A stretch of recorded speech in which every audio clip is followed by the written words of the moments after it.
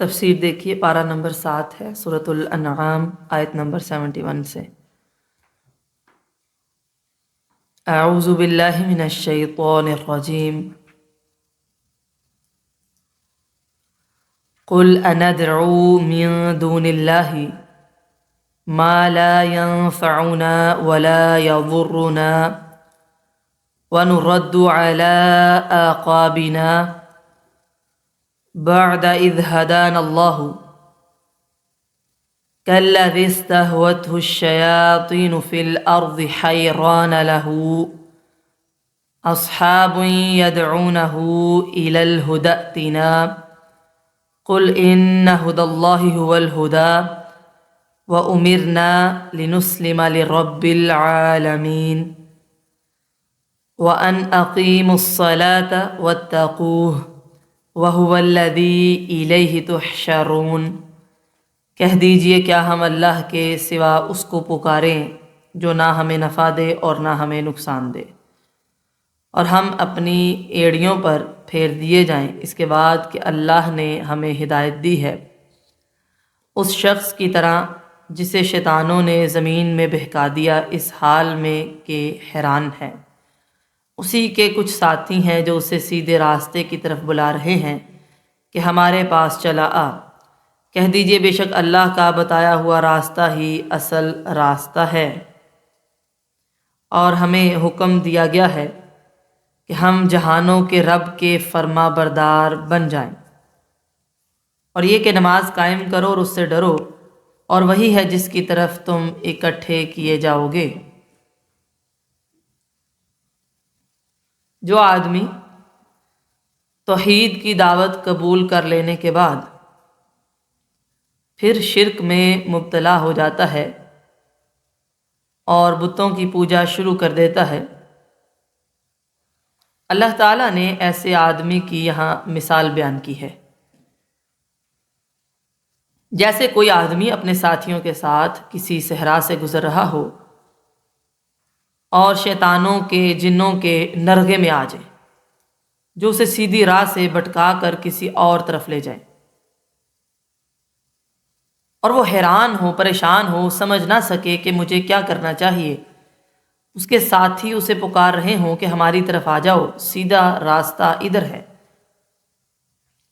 لیکن وہ شیطانوں کے چکر میں ایسا پھنس جائے کہ نہ وہ اپنے ساتھیوں کی پکار کا جواب دے سکے اور نہ ان کی طرف جائے۔ جو لوگ کفر اور شرک اختیار کر کے گمراہ ہو جاتے ہیں وہ بالکل بھٹکے ہوئے مسافر کی طرح ہیں جو ہدایت کی طرف آ نہیں سکتے۔ ہاں البتہ اللہ تعالیٰ نے اس کے لیے ہدایت مقرر کر دی ہے، کائنات کے اندر نظام رکھا ہے، انبیاء ہیں، کتابیں ہیں، اگر وہ چاہتا ہے تو ہدایت کی طرف آ سکتا ہے۔ ہمارے لیے حکم یہ ہے کہ اللہ تعالیٰ کے سامنے سر کو جھکا دیں، نماز کو قائم کریں، اللہ سے ڈرتے رہیں، اور اس یقین کے ساتھ ساری زندگی گزاریں کہ قیامت کے دن ہم نے اللہ تعالیٰ کے سامنے جمع ہونا ہے۔ وَهُوَ الَّذِي خَلَقَ السَّمَاوَاتِ وَالْأَرْضَ بِالْحَقِّ وَيَوْمَ يَقُولُ كُن فَيَكُونُ قَوْلُهُ الْحَقُّ وَلَهُ الْمُلْكُ يَوْمَ يُنفَخُ فِي الصُّورِ عَالِمُ الْغَيْبِ وَالشَّهَادَةِ وَهُوَ الْحَكِيمُ الْخَبِيرُ، اور وہی ہے جس نے آسمانوں اور زمین کو حق کے ساتھ پیدا کیا ہے، اور جس دن کہے گا ہو جا تو وہ ہو جائے گا، اس کی بات ہی سچی ہے اور اسی کی بادشاہی ہوگی۔ جس دن سور میں پھونکا جائے گا غیب اور حاضر کو جاننے والا ہے، اور وہی کمال حکمت والا، پوری خبر رکھنے والا ہے۔ وہ اللہ جس نے آسمانوں کو، زمینوں کو پیدا کیا ہے اور عدل اور حکمت کے ساتھ پیدا کیا ہے، وہی ان دونوں کا اور ان میں موجود تمام مخلوقات کا مالک اور مدبر ہے۔ اس نے بے مقصد اور کھیل کے لیے یہ سب نہیں بنایا، بلکہ حق یعنی خاص مقصد کے لیے پیدا فرمایا۔ وہ مقصد کیا ہے؟ سورہ ملک آیت نمبر 1 میں آپ پڑھتے ہیں لِيَبْلُوَكُمْ ایکم احسن عملا، تاکہ وہ تمہیں چیک کرے، آزمائے تم میں سے کون عمل میں زیادہ اچھا ہے۔ وہ مقصد کیا ہے؟ سورہ زاریات آیت نمبر 56، وما خلقت الجن والانس الا لیعبدون، جنوں کو اور انسانوں کو اللہ تعالیٰ نے اپنی عبادت کے لیے پیدا کیا ہے، اور ہمارے لیے سب کچھ مسخر کیا ہے تاکہ ہم اس کی عبادت کریں۔ سورہ جاسیہ آیت نمبر 13 میں اللہ تعالیٰ فرماتے ہیں وَسَخَّرَ لَكُم مَّا فِي السَّمَاوَاتِ وَمَا فِي الْأَرْضِ جَمِيعًا مِّنْهُ، اور اس نے تمہاری خاطر جو کچھ آسمانوں میں ہے اور جو کچھ زمین میں ہے سب کو اپنی طرف سے مسخر کر دیا ہے۔ سورۃ البقرہ آیت نمبر 29 میں آپ پڑھ چکے ہیں هُوَ الَّذِي خَلَقَ لَكُم مَّا فِي الْأَرْضِ جَمِيعًا، وہی ہے جس نے زمین میں جو کچھ بھی ہے سب تمہارے لیے پیدا فرمایا ہے، یعنی سب کچھ انسان کے فائدے اور اس کی آزمائش کے لیے ہے، اور انسان کو اللہ رب العزت نے اپنی عبادت کے لیے پیدا فرمایا ہے۔ اور قیامت کے دن اللہ تعالیٰ سب کو میدان محشر میں کلمہ کن کے ذریعے جمع کرنے پر قادر ہے۔ اس کا قول، اس کا حکم بہرحال نافذ اور واقع ہے۔ اس کے بعد اللہ تعالیٰ نے فرمایا کہ جس دن قیامت کا سور پھونکا جائے گا اس دن اسی کی بادشاہی ہوگی،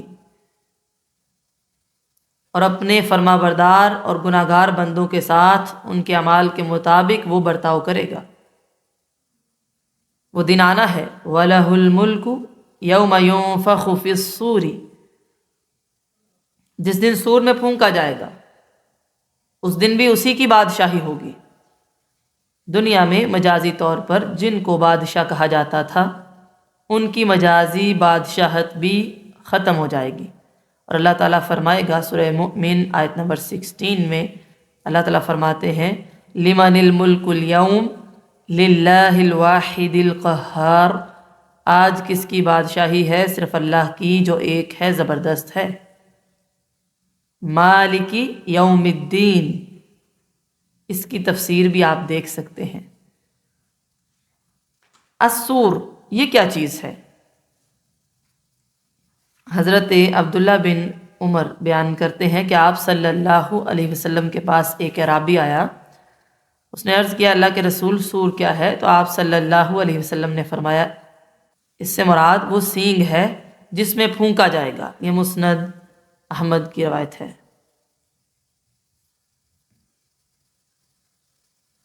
تو قیامت کے دن صرف اور صرف اللہ تعالیٰ ہی کی بادشاہی ہوگی۔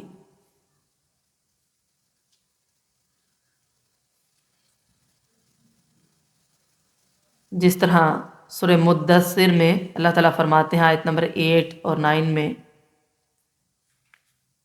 فَإِذَا نُقِرَ فِي النَّاقُورِ فَذَلِكَ يَوْمَئِذٍ يَوْمٌ عَسِيرٌ، سو جب سور میں پھونکا جائے گا تو وہ اس دن ایک مشکل دن ہے۔ مستدرک حاکم کی روایت ہے کہ رسول اللہ صلی اللہ علیہ وسلم نے فرمایا سور پھونکنے والا فرشتہ اس وقت سے تیار عرش کی طرف دیکھ رہا ہے جب سے اسے سور دیا گیا ہے، اور وہ آنکھ بھی نہیں جھپک رہا کہ کہیں اسی اثنا میں اسے حکم نہ دے دیا جائے۔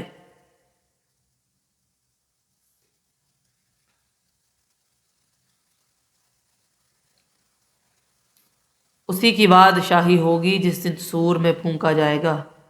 عالم الغیب والشہادہ، وہ غیب اور حاضر کو جاننے والا ہے۔ بندوں کے اعتبار سے غیب کہتے ہیں پوشیدہ چیز کو، یا بچپن جو ہمیں یاد ہی نہیں ہے، یا پھر مستقبل کیا بنے گا، یا کسی کے دل میں کیا ہے، کسی کا ماضی کیا تھا، ٹھیک ہے۔ لیکن اللہ تعالیٰ کے لیے کوئی بھی چیز پوشیدہ نہیں ہے، اس کے لیے سب حاضر ہی حاضر ہے۔ یہ بندوں کے اعتبار سے مانا ہے کہ وہ غیب اور حاضر کو جاننے والا ہے۔ وَهُوَ الْحَكِيمُ الْخَبِيرُ، اور وہ حکمت والا ہے اور باخبر ہے۔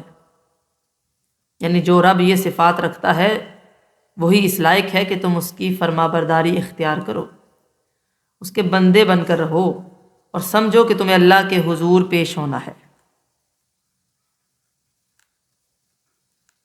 اور اچھے یا برے ہر عمل کا بدلہ پانا ہے۔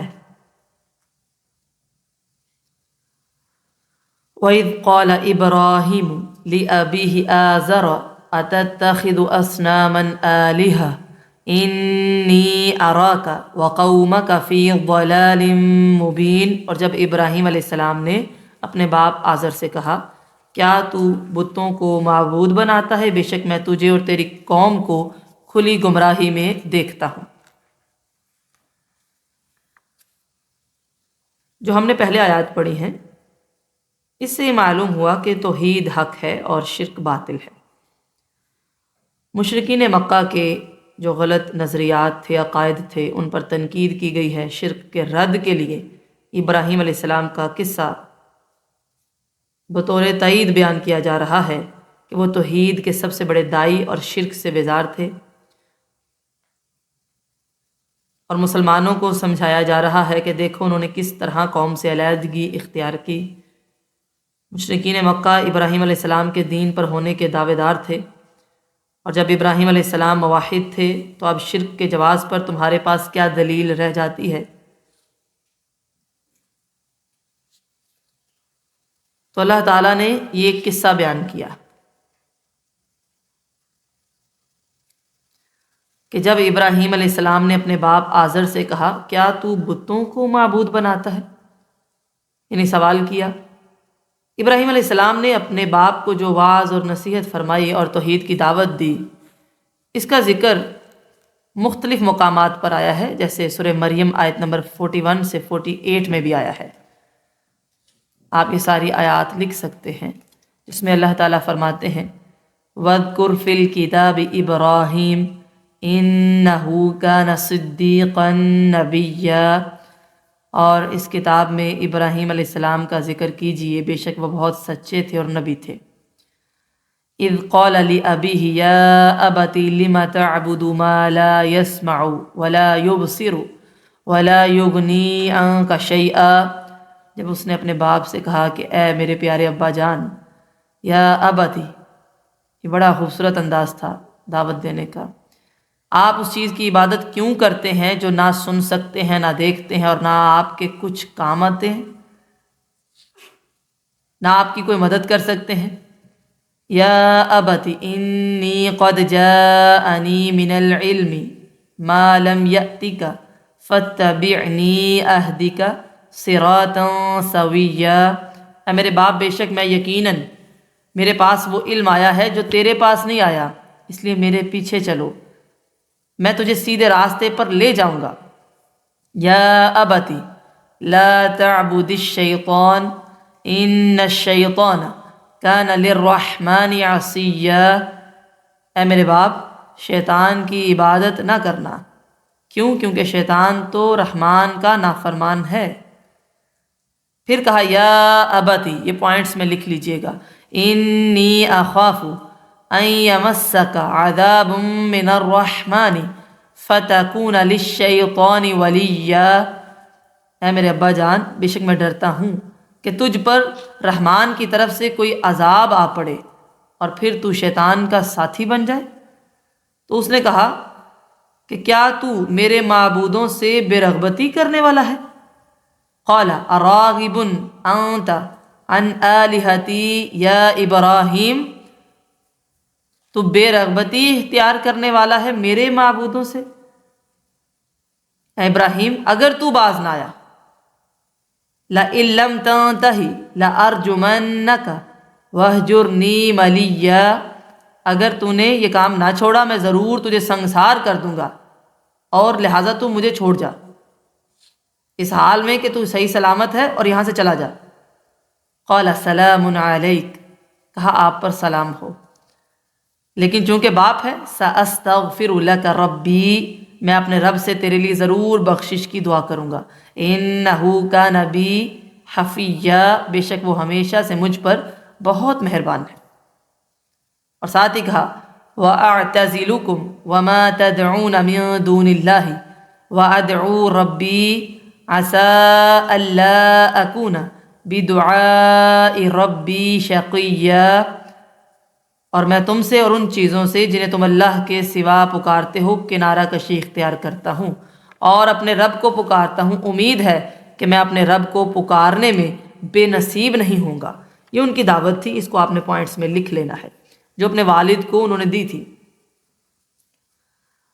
حضرت ابراہیم علیہ السلام اپنے باپ کی زندگی میں اس کی مغفرت کے لیے دعا کرتے رہے، مگر جب وہ حالت شرک ہی میں مرا تو ابراہیم علیہ السلام نے اپنے والد کے لیے مغفرت کی دعا کرنا چھوڑ دی اور اس سے برات کا اظہار کر دیا،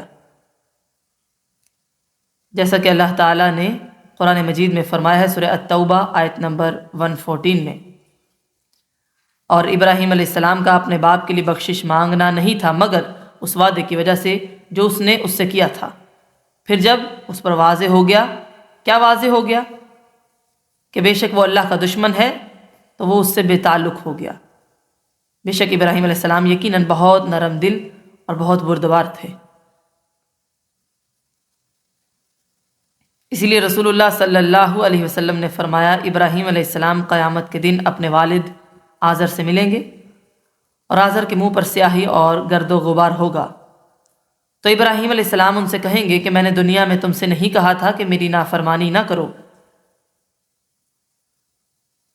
اس پر ان کا باپ کہے گا کہ آج میں تمہاری نافرمانی نہیں کروں گا۔ پھر ابراہیم علیہ السلام کہیں گے، اے میرے رب، تو نے مجھ سے وعدہ کیا تھا کہ تو مجھے قیامت کے دن ذلیل نہیں کرے گا، تو اس سے زیادہ ذلت کیا ہوگی کہ میرا باپ تیری رحمت سے دور ہے اور جہنم میں جانے والا ہے۔ اللہ تعالیٰ فرمائیں کہ میں نے کافروں پر جنت حرام کر دی ہے۔ پھر کہا جائے گا، ابراہیم دیکھو تمہارے پاؤں کے نیچے کیا ہے؟ وہ دیکھیں گے ایک بچو ہے جو نجاست سے بھرا ہوا ہے۔ پھر اس کے پاؤں پکڑ کر اسے دوزخ میں ڈال دیا جائے گا، یعنی ان کے باپ کو بجو بنا دیا جائے گا۔ یہ بخاری کی روایت ہے، تاکہ ظاہر نہیں ہوگا نا کہ یہ کون ہے۔ تو ابراہیم علیہ السلام نے اپنے والد سے کہا، کیا آپ بتوں کو معبود بناتے ہیں؟ میں آپ کو اور آپ کی قوم کو کھلی گمراہی میں دیکھتا ہوں۔ بڑی واضح بات کر دی، عقیدے پر کوئی کمپرومائز نہیں۔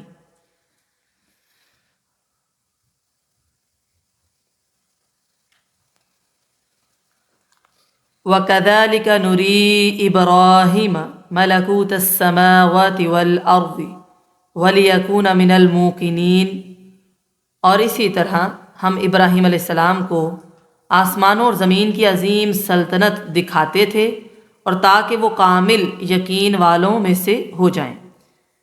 ملکوت، ملکن کے آخر میں واو اور تا کا اضافہ کر کے یہاں پر لفظ آیا ہے ملکوت۔ حروف بڑھانے کا مقصد کیا ہے؟ معنی میں زیادتی آ جاتی ہے۔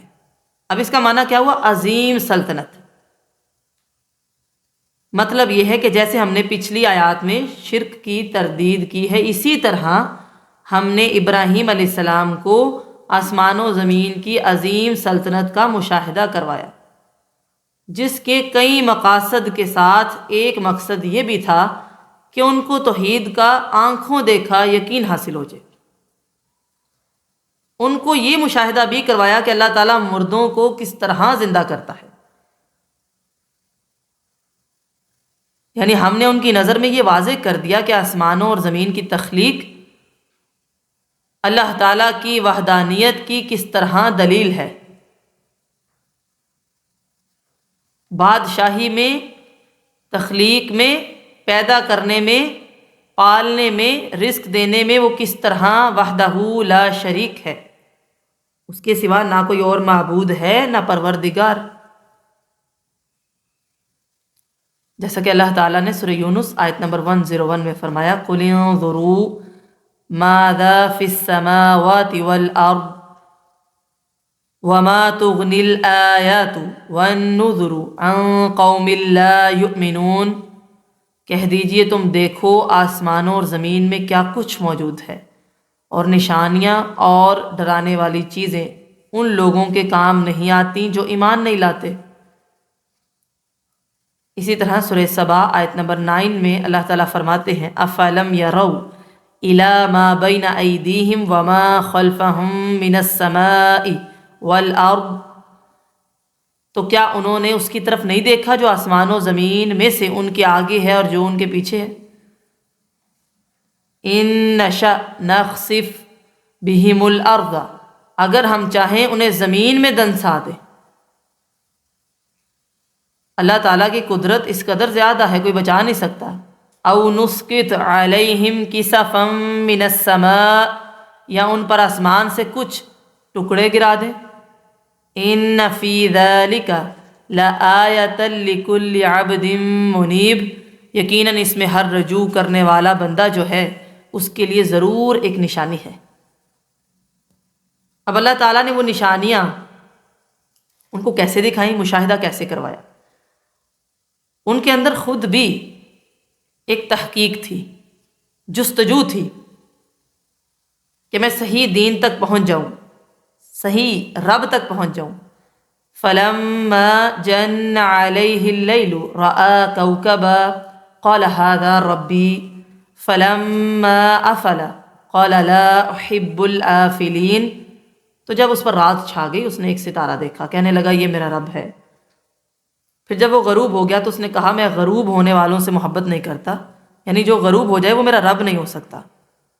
فلما رأى القمر بازغا قال هذا ربی فلما افل قال لئن لم يهدني ربي لأكونن من القوم الضالين، پھر جب اس نے چاند کو چمکتا ہوا دیکھا کہا یہ میرا رب ہے، لیکن جب وہ چاند بھی غروب ہو گیا اس نے کہا بے شک اگر میرے رب نے مجھے ہدایت نہ دی، لئن لم يهدني ربی، اگر میرے رب نے مجھے سیدھی راہ نہ دکھائی، لأکونن من القوم الضالین، تو یقیناً میں ضرور گمراہ لوگوں میں سے ہو جاؤں گا۔ یعنی اللہ تعالیٰ سے ایک طرح سے دعا ہی کر دی۔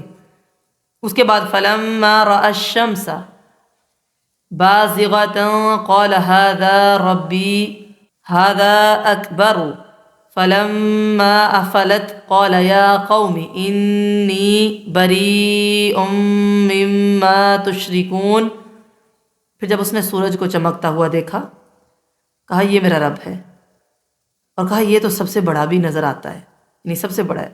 پھر جب وہ غروب ہو گیا کہنے لگا ہے میری قوم بے شک میں اس سے بری ہوں جو تم شریک بناتے ہو۔ اس قوم میں شرک ایسا پایا جاتا تھا کہ وہ تاروں کی، چاند کی اور سورج کی پوجا کیا کرتے تھے۔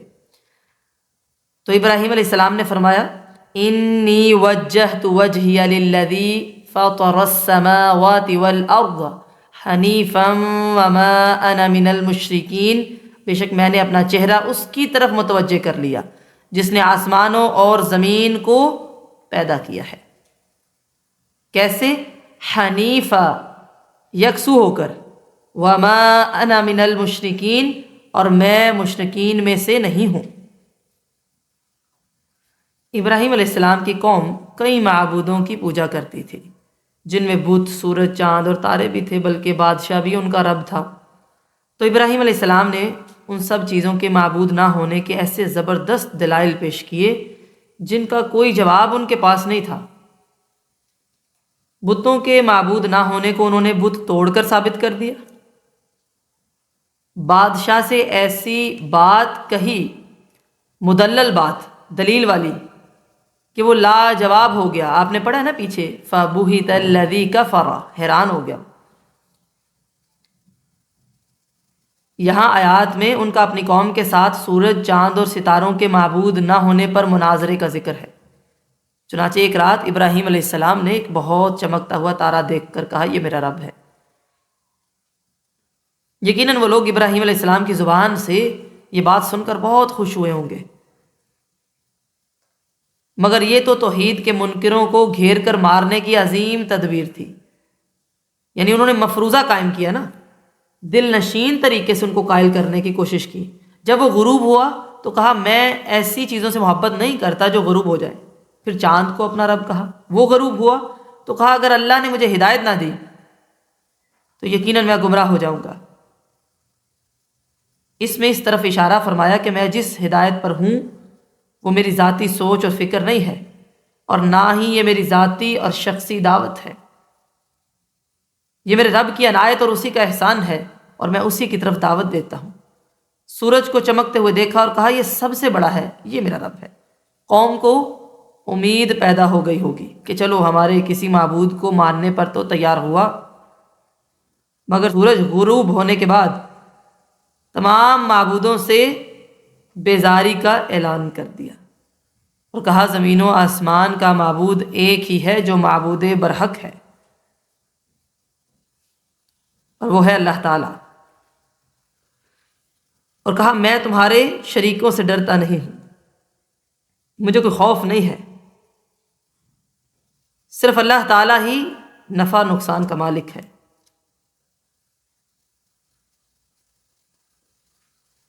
میں نے تو اپنا چہرہ اس کی طرف متوجہ کر لیا ہے جس نے آسمان اور زمین کو پیدا کیا ہے، وہ ایک اللہ ہے، وہی کائنات کا خالق اور مالک ہے۔ سورۃ الاعراف آیت نمبر 54 میں اللہ تعالیٰ فرماتے ہیں ان ربکم اللہ الذی خلق السماوات والارض فی ستۃ ایام ثم استوى علی العرش، بے شک تمہارا رب اللہ ہے جس نے آسمان اور زمین کو 6 دن میں پیدا کیا، پھر وہ عرش پر بلند ہوا۔ یغشی اللیل النہار یطلبہ حثیثا والشمس والقمر والنجوم مسخرات بامرہ، اور دن اور رات تیز چلتے ہوئے ایک دوسرے کے پیچھے آتے ہیں، اور سورج اور چاند اور ستارے اس نے پیدا کیے ہیں اس حال میں کہ وہ سارے اس کے حکم کے تابع ہیں۔ الا لہ الخلق والامر، سن لو پیدا کرنا اور حکم دینا اسی کا کام ہے۔ تبارک اللہ رب العالمین، بہت بابرکت ہے وہ رب جو سارے جہانوں کا رب ہے، وہ اللہ جو تمام جہانوں کا مالک ہے۔ تو معلوم ہوا اس اللہ کی طرف انہوں نے توجہ کر لی جو زمین و آسمان کا رب ہے۔ سورہ آل عمران آیت نمبر 20 میں اللہ تعالیٰ فرماتے ہیں فَإِنْ حَاجُّوكَ فَقُلْ أَسْلَمْتُ وَجْهِيَ لِلَّهِ وَمَنِ اتَّبَعَنِ، پھر اگر وہ تجھ سے جھگڑا کریں تو کہہ دیجئے میں نے اپنا چہرہ اللہ کے تابع کر دیا، اور اس نے بھی تابع کر دیا جس نے میری پیروی کی۔ وَحَاجَّهُ قَوْمُهُ قَالَ أَتُحَاجُّونِّي فِي اللَّهِ وَقَدْ هَدَانِ وَلَا أَخَافُ مَا تُشْرِكُونَ بِهِ إِلَّا أَن يَشَاءَ رَبِّي شَيْئًا وَسِعَ رَبِّي كُلَّ شَيْءٍ عِلْمًا، اور اس کی قوم نے اس سے جھگڑا کیا۔ اس نے کہا کیا تم مجھ سے اللہ کے بارے میں جھگڑتے ہو، حالانکہ یقیناً اس نے مجھے ہدایت دی ہے اور میں اس سے نہیں ڈرتا جسے تم اس کے ساتھ شریک بناتے ہو، مگر یہ کہ میرا رب کچھ چاہے۔ وَسِعَ رَبِّي كُلَّ شَيْءٍ عِلْمًا، میرے رب نے ہر چیز کا احاطہ علم سے کر رکھا ہے، تو کیا تم نصیحت حاصل نہیں کرتے؟ قوم کے ساتھ یہ مناظرہ ہوا تو ان کی قوم نے اپنے عقیدے کے صحیح ہونے کے بہت سے دلائل پیش کیے۔ مثلاً سورہ زخرف آیت نمبر 22 میں آتا ہے، انہوں نے کہا اِنَّا وَجَدْنَا آبَاءَنَا عَلَىٰ أُمَّةٍ، کہ بے شک ہم نے اپنے باپ دادا کو اسی طریقے پر پایا ہے۔ اور پھر ابراہیم علیہ السلام کو دھمکی بھی دی کہ یہ بت تمہیں آفات اور مصیبتوں میں مبتلا کر دیں گے، تو ابراہیم علیہ السلام نے یہ فرما کر وَقَدْ هَدَانِ، کہ اللہ نے مجھے سیدھا راستہ بتا دیا ہے، ان کی پہلی دلیل کا جواب دیا کہ آباء و اجداد کا دین کامل دین نہیں،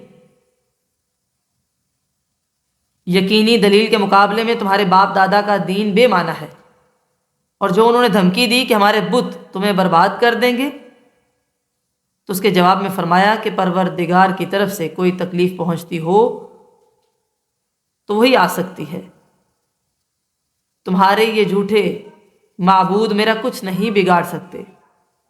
وَاسِعَ رَبِّي كُلَّ شَيْءٍ عِلْمًا، ہر چیز کی حقیقت کا علم میرے رب کو ہے۔ اس لیے وہی بتا سکتا ہے کہ ہدایت کیا ہے اور گمراہی کیا۔ جب اس نے مجھے ہدایت کا علم عطا فرما دیا ہے تو پھر ہدایت کوئی اور چیز کیسے ہو سکتی ہے؟ کیا تم اتنا بھی نہیں سوچتے؟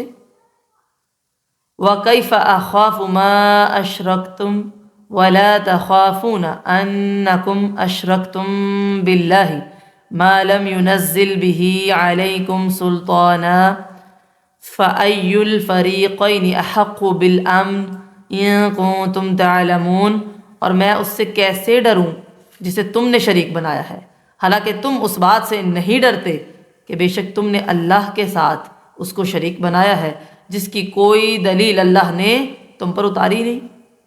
فَأَيُّ الْفَرِيقَيْنِ أَحَقُّ بِالْأَمْنِ، تو دونوں گروہوں میں سے امن کا زیادہ حقدار کون ہے پھر، اگر تم جانتے ہو۔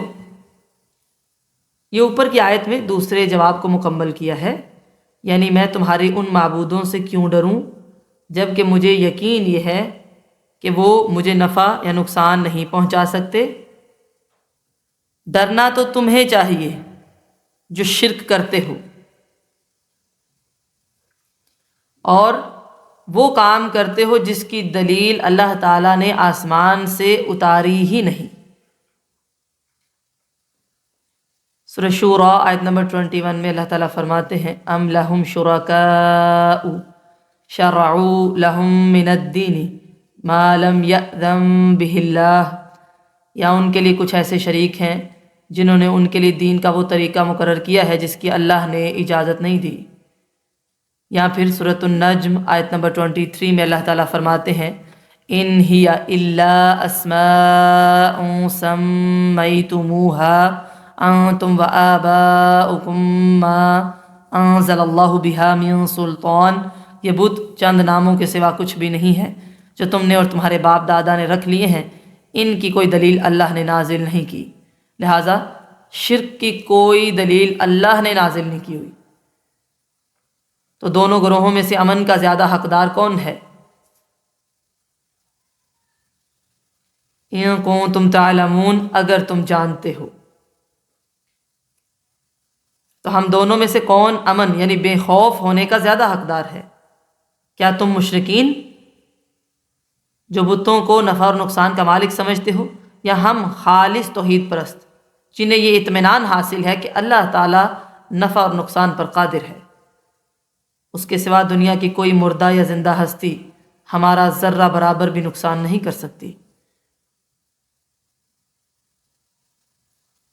الذین آمنوا ولم يلبسوا ایمانہم بظلم اولئک لہم الامن وہم مہتدون، وہ لوگ جو ایمان لائے اور انہوں نے اپنے ایمان کو بڑے ظلم کے ساتھ نہیں ملایا، یہی لوگ ہیں جن کے لیے امن ہے اور وہی ہدایت پانے والے ہیں۔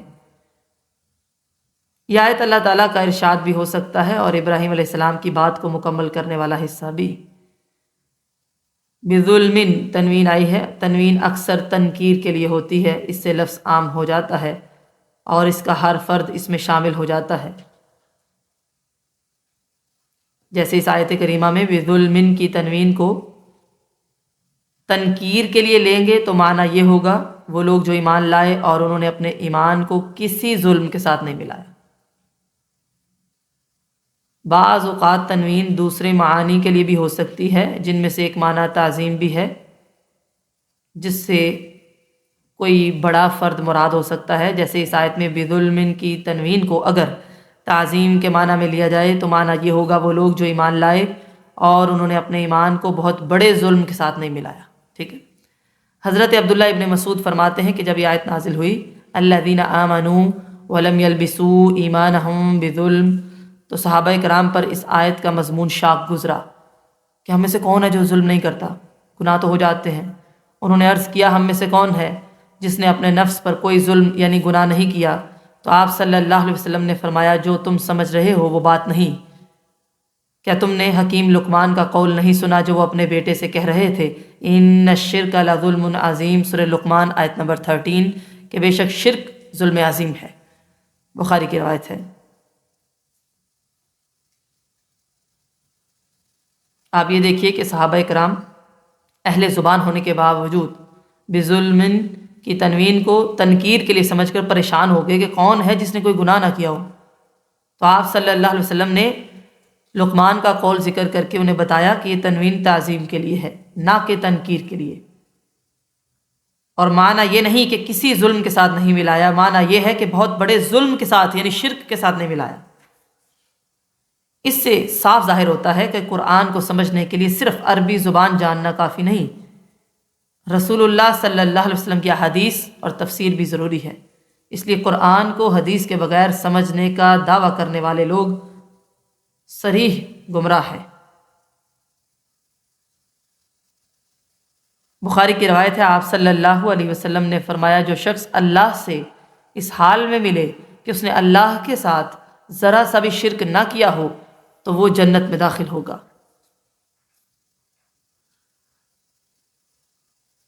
اور مسلم کے الفاظ ہیں، جو شخص اللہ سے اس حال میں ملے کہ اس نے اللہ کے ساتھ شرک کیا ہو تو وہ جہنم میں داخل ہوگا۔ اس آیت سے ثابت ہوا کہ امن، سکون اور ہدایت ایسے خالص ایمان ہی سے حاصل ہو سکتے ہیں جس میں توحید کے ساتھ کسی قسم کے شرک کی آمیزش نہ ہو۔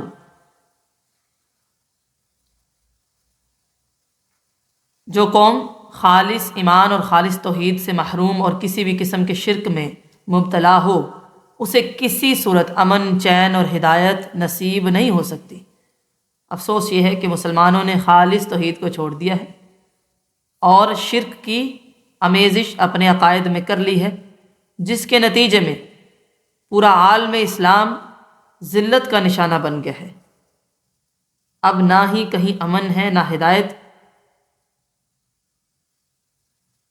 اس کا علاج یہی ہے کہ دوبارہ خالص توحید کی طرف پلٹا جائے، تبھی امن اور سکون نصیب ہوگا۔